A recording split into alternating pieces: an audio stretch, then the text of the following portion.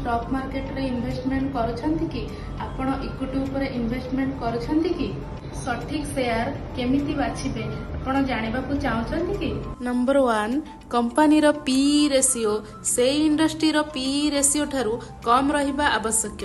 Number 2 company रो ROE 15% रु ऊपर रहिबा आवश्यक। नंबर 3 कंपनी रो आरओसी 15% रु ऊपर रहिबा आवश्यक। नंबर 4 कंपनी ऊपर ऋण कम रहिबा आवश्यक। 5 कंपनी रो मालिक अबा प्रमोटर पाखरे 50% रु अधिक शेयर होल्डिंग रहिबा आवश्यक।